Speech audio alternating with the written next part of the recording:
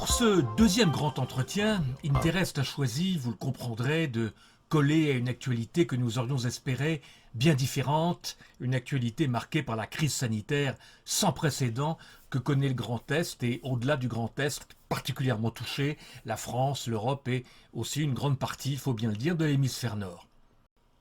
Pour parler de la crise sanitaire que nous traversons, nous avons joint par téléphone un expert réputé en matière de prévention des risques, un homme qui a accompagné sur le terrain la plupart des grandes catastrophes humanitaires des 40 dernières années, j'ai nommé Xavier Guilloux.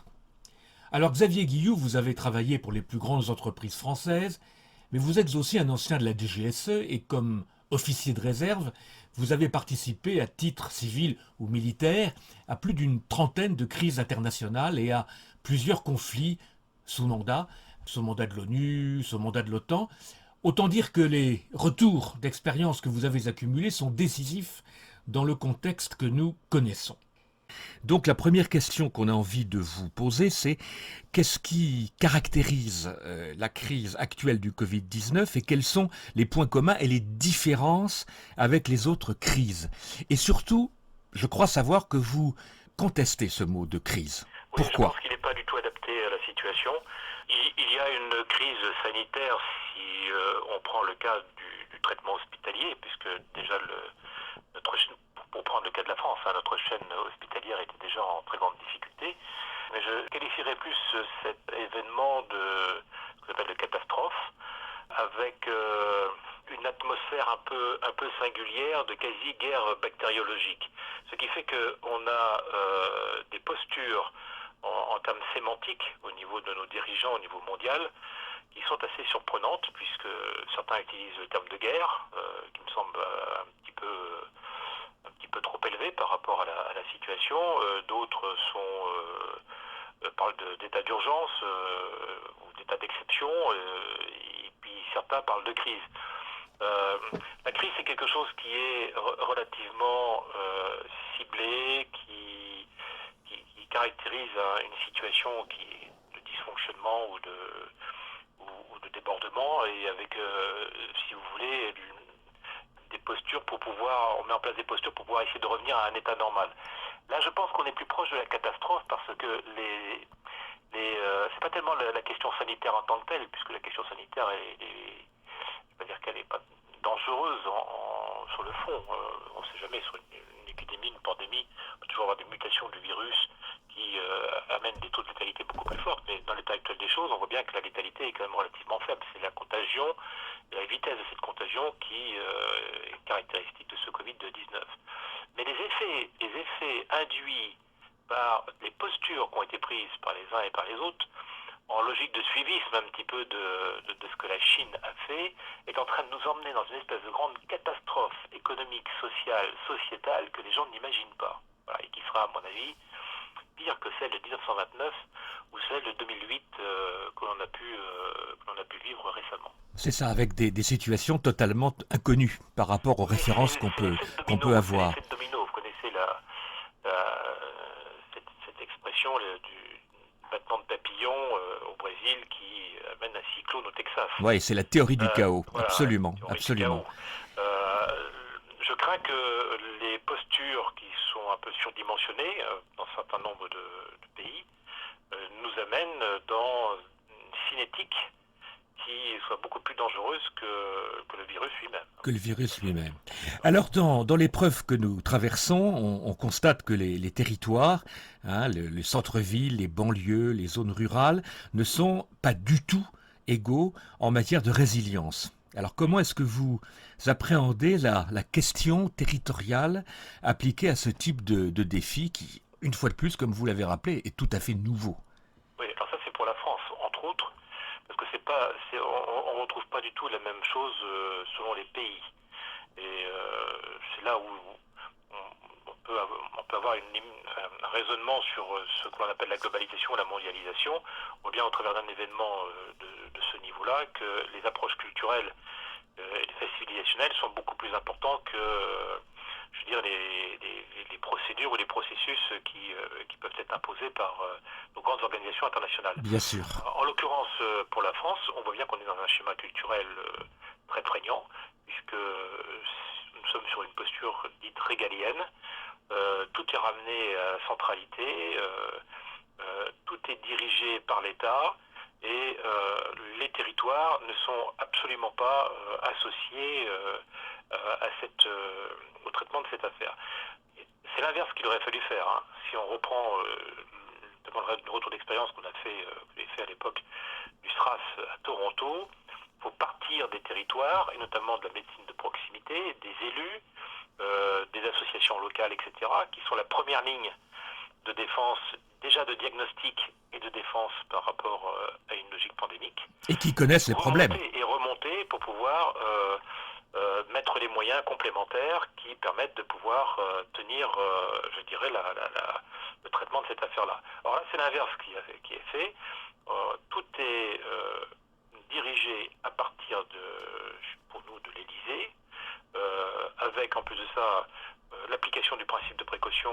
Donc on va créer des comités, ce qu'on appelle des comités théodules. Donc on a un comité scientifique, on a un conseil de défense, on va multiplier les conseils économiques, etc., etc. Et tout ce petit monde s'enferme dans une bulle, considère que ils sont quasiment presque les seuls gestionnaires de l'hôpital. Ils oublient quand même qu'en France, on a aussi toute une chaîne médicale libérale et privée, qui du reste n'a pas été associée dès le début de la crise, qui aurait permis de pouvoir, à mon avis, désenclaver cette problématique de lits et d'accueil sur l'hôpital public. Enfin, bon, bref, on est sur une logique tellement étatisée, avec un État qui est tellement obèse et tellement omniprésent que les gens qui sont sur le terrain ne savent pas ce qu'ils ont à faire. En plus, ça, ils n'ont même pas d'équipement, ils n'ont même pas de moyens. Et en plus, le privé est dit nous pouvons intervenir et nous pouvons aider. Entendu, par exemple, les directeurs de cliniques, toute la chaîne qui supplée l'hôpital public au quotidien, n'est pas associée, ce qui est quand même assez surréaliste. On se plaint qu'on n'a pas assez de lits et la chaîne des cliniques privées n'a pas été associée.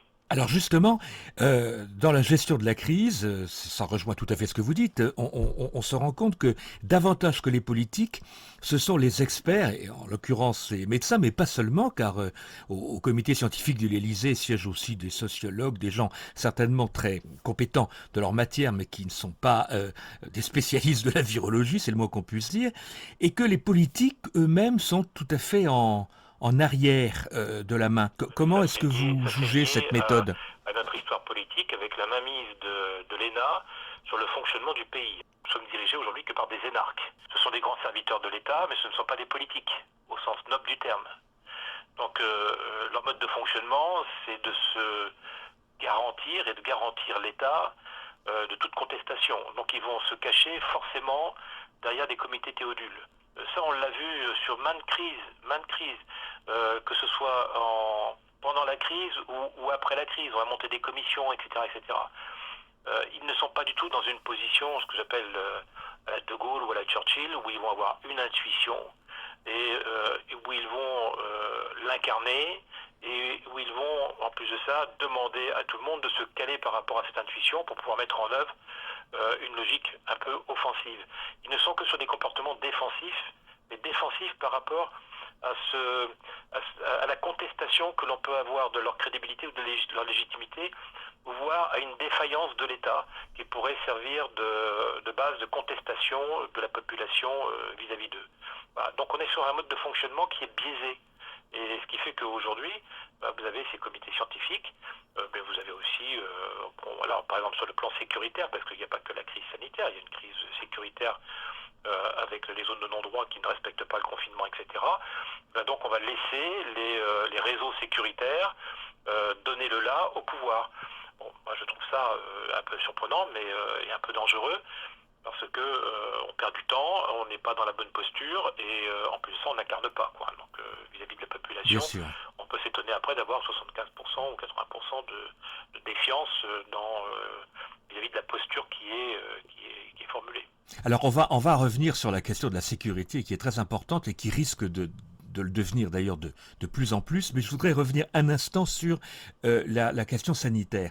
Alors au-delà des polémiques qui ont émergé sur la gestion par l'État de la pandémie, trop Oui. tard, trop peu, etc., se pose un autre problème à long terme. Est-ce que la gestion comptable des dépenses de santé qu'on connaît ou qu'on subit même depuis quelques années est compatible avec la bonne gestion d'une situation de crise comme celle-ci, de cette ampleur? La situation au niveau de l'hôpital, elle n'est pas nouvelle, hein.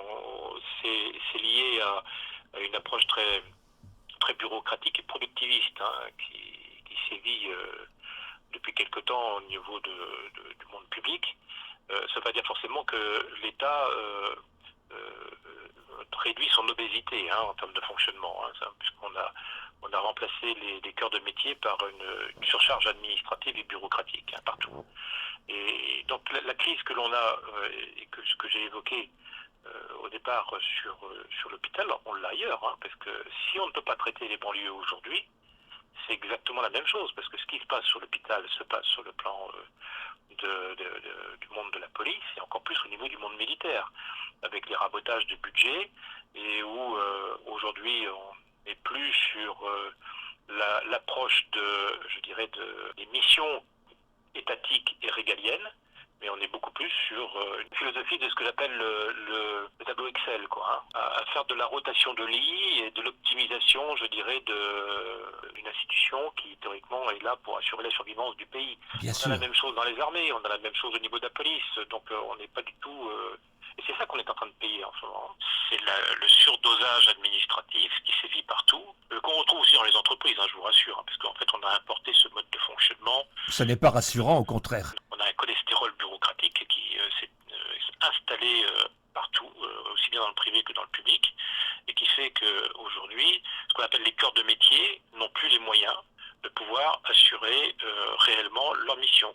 Alors il y a des missions étatiques qui sont des missions de survivance pour le pays, puis il y a des missions dans le monde privé qui sont celles de la création de richesse.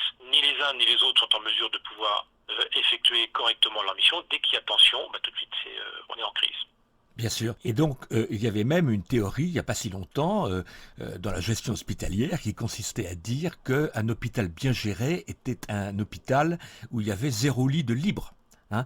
Oui, mais là, oui, c'est ça. Mais là, on est dans la même, dans les mêmes aberrations que l'on connaît en entreprise et qui nous amènent aujourd'hui à ce niveau de crainte sur toutes les supply chains au niveau mondial avec cette pandémie, où il faut avoir du zéro stock, du flux tendu et éliminer tout ce qui pouvait être du gras dans le fonctionnement de l'entreprise, quoi. Moyennant quoi aujourd'hui, vous avez des ruptures d'approvisionnement, vous avez des supply chains qui sont en très grande difficulté, et vous avez des secteurs d'activité qui vont tomber en faillite parce que voilà, on aura trop tiré sur la machine. Tout ça pour derrière faire de la financiarisation à outrance et faire de la spéculation, hein.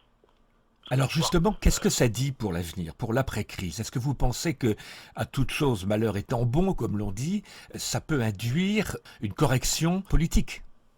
Alors là-dessus, je vais être un peu iconoclaste, mais je n'y crois pas.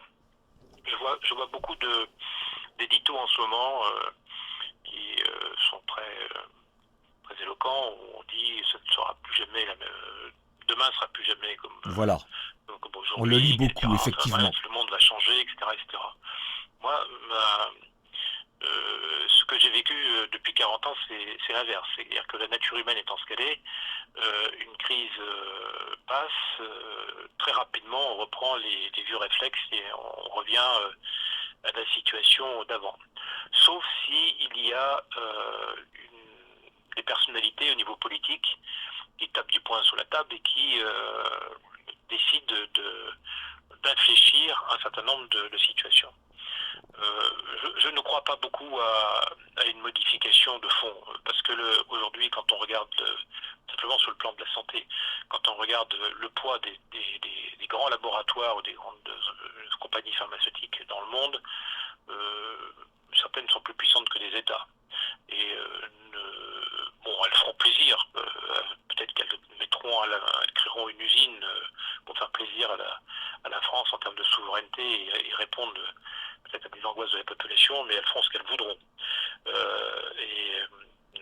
Moi j'ai vécu par exemple quand il y a eu la crise de Fukushima, hein, tout le monde a dit, vous allez voir, on va une transformation du nucléaire dans le monde entier, les Japonais vont arrêter le nucléaire, tout le monde va arrêter le nucléaire.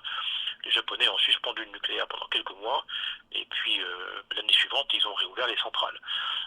Il n'y a que l'Allemagne et quelques pays qui sont sortis du nucléaire pour des raisons tactiques sur le plan politique, mais tout le monde a continué. Hein, tout le monde a continué. La seule chose qui s'est passée, par exemple, pour prendre ce cas-là, c'est que les opérateurs ont subi un surcoût sécuritaire imposé par des agences de sécurité. Là, on pourra avoir la même chose sur le plan santé, de façon à garantir aux opinions que voilà, le système était de nouveau en sécurité.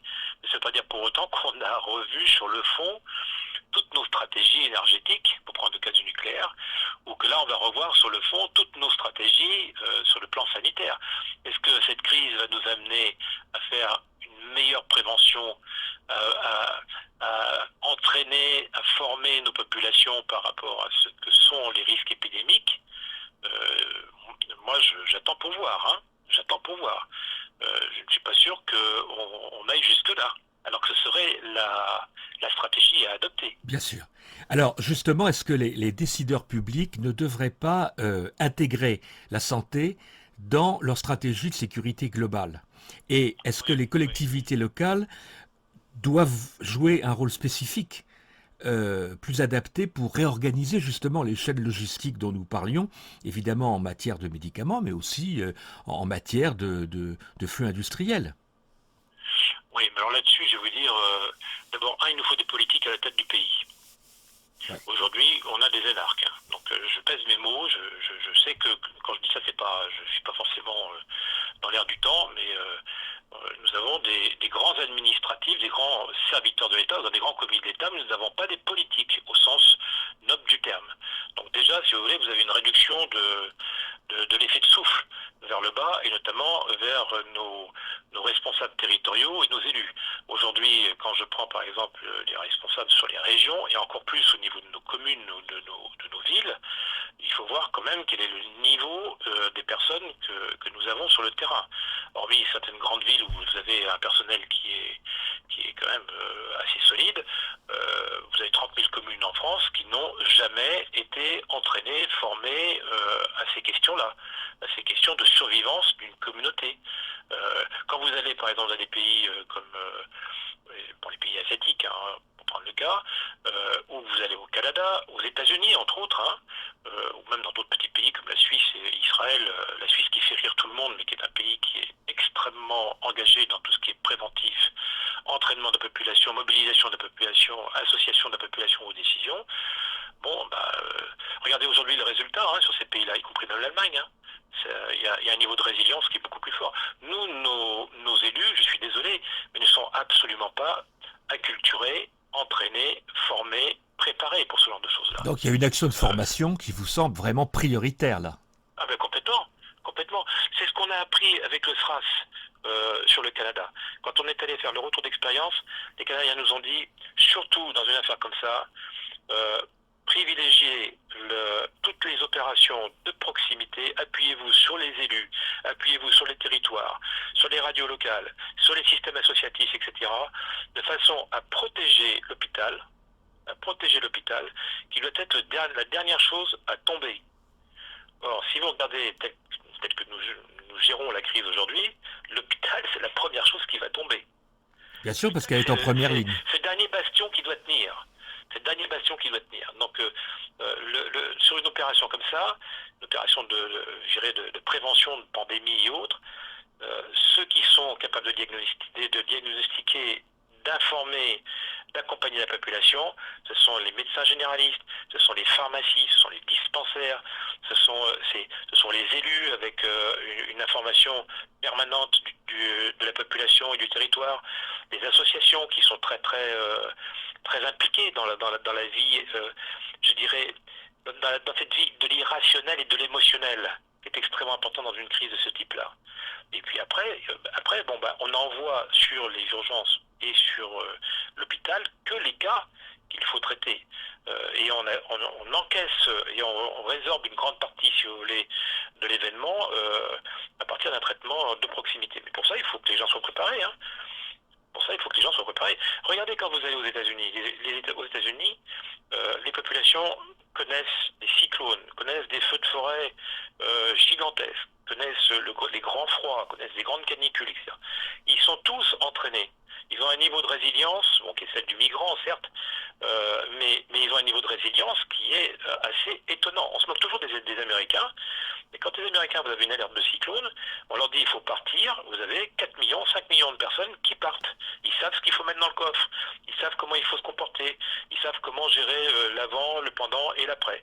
Chez nous, personne ne sait exactement ce qu'il faut faire face à n'importe quel type d'événement, que ce soit un événement climatique ou une catastrophe comme on a en ce moment sur le plan sanitaire et autres.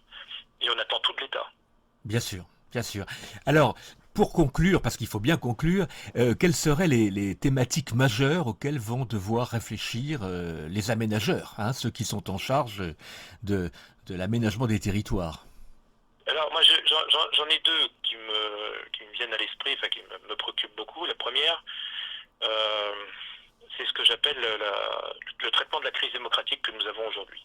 Parce que vous ne pouvez pas engager ces dimensions, j'appelle préventives, ou en termes d'accompagnement des populations, si vous n'avez pas une adhésion des populations. Or aujourd'hui, je pense que nous sommes dans une crise de la démocratie qui est très forte avec les niveaux d'abstention, les niveaux de défiance que l'on voit au travers des consultations électorales ou même dans l'ambiance générale entre la population, les élus, la vie politique, etc. Il faut retrouver du sens et des échelles de valeur au niveau politique de façon à pouvoir retrouver la confiance qui est absolument indispensable quand on est sur cette approche du traitement des crises avec les populations. Parce qu'on est sur des questions de vie et de mort. Et les gens ne donnent pas leur confiance comme ça lorsqu'on est sur ces questions-là. Et là, je pense qu'on a une crise de démocratie qu'il faut véritablement traiter. La deuxième chose, c'est, et on le voit bien au travers de ces événements-là, il faut que les élus, les patrons des territoires se penchent sur la vulnérabilité des systèmes d'information et de tout ce qui tourne autour de l'intelligence artificielle aujourd'hui. Pourquoi? On voit bien qu'au travers des événements-là, nos populations sont décentrées chez elles, confinées, etc. Et que tout passe par les réseaux d'information, les réseaux de télécommunications, que même l'appréhension des événements passe au travers des blogs, des réseaux sociaux, de tout le système informationnel. Et ces réseaux-là, on a l'impression qu'ils sont extrêmement solides alors qu'ils sont très vulnérables. Ouais, en cas de défaillance majeure, qu'est-ce qui se passe? Et oui, là, pour moi, ce serait beaucoup plus inquiétant. Si on avait un effondrement de l'Internet ou un effondrement des réseaux, là, en ce moment, avec la situation que l'on a, ce serait beaucoup plus grave. Hein, beaucoup plus grave que la question pandémique en tant que telle. Je sais que quand je dis ça, les gens me prennent pour quelqu'un d'extravagant. Les gens ne s'imaginent pas ce que seraient nos sociétés avec un effondrement des réseaux, hein, soit par cyberattaque, c'est-à-dire par malveillance, soit tout simplement par dysfonctionnement et effondrement du dispositif sur le plan technique. Plus rien ne fonctionnerait. Plus rien ne fonctionnerait, y compris même des dispositifs qui sont des dispositifs vitaux et qui aujourd'hui sont complètement entre les mains de cette intelligence artificielle. Ils sont interconnectés et ne pourraient plus produire le minimum vital que les populations sont en droit d'attendre aujourd'hui compte tenu de nos modes de fonctionnement. Bien sûr, qu'il s'agisse du téléphone ou des réseaux bancaires. Le téléphone, mais même ça va être beaucoup plus loin que ça, la production d'électricité, la production d'eau, tout fonctionne aujourd'hui avec sous tension non pas uniquement de l'énergie, mais des réseaux informatiques et des réseaux de télécommunications. Et là on le voit bien en ce moment, les événements sanitaires mettent sous tension l'ensemble de ces réseaux. Alors ça tient pour l'instant parce que la vague pandémique touche des continents de manière successive. Hein.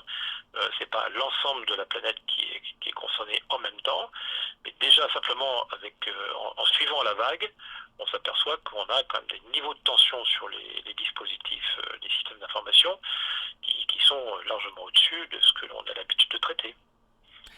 Bien, merci Xavier Guilloux, c'était passionnant une fois de plus.